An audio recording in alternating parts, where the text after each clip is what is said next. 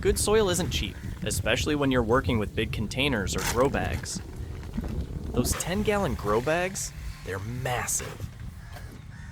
Filling them up with store-bought potting mix can cost a fortune. But don't worry. In this video, I'll show you how to make your own soil mix that's just as good, maybe even better, and way more affordable. First things first, before you even think about adding any soil, make sure your containers or grow bags have drainage holes. Seriously, this is non-negotiable. Without proper drainage, water will sit at the bottom and cause root rot. You don't want that. If there are no holes, grab a tool and make a few. It takes a minute and saves you a lot of trouble later. Alright, now let's get to the good part, making the soil mix. Start with regular garden soil. Try to find loamy soil if you can. It's not sticky like clay, and it's not loose like sand. It's somewhere in between. It holds water but still drains well.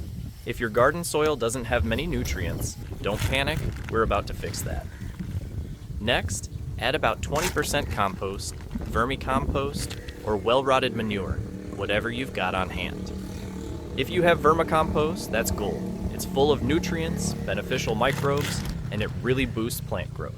Compost works great too, and so does manure, as long as it's aged and not fresh. This step brings life to the soil. It feeds your plants and helps keep the soil loose and healthy. Now grab some Neem cake powder, about 1 cup per container. This stuff is amazing.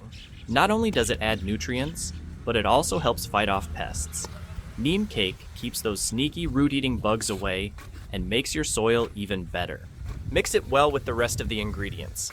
Once everything is in, mix it up really well. Get your hands in there. You want everything evenly combined so that the nutrients are spread throughout the mix. The texture should feel nice, not too dry and not too sticky. Now for a little trick I love, collecting garden waste. Go around your garden and gather weeds, chopped leaves, or any leftover green stuff. These don't need to go in the compost pile. They're going straight into your containers. Chop them into smaller pieces so they break down faster. This is going to be our middle layer. Start filling your grow bag. First, add a base layer of your soil mix. Then, pile on a thick layer of the chopped garden waste. After that, continue filling with more of your soil mix until the bag is full. Give it a little shake or tap it on the ground so the soil settles properly.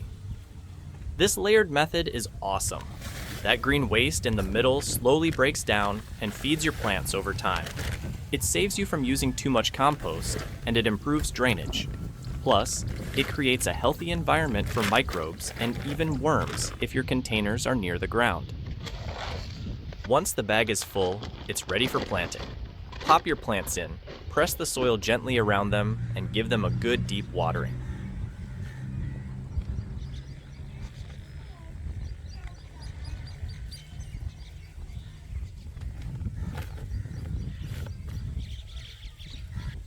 Make sure the water reaches all the way to the bottom.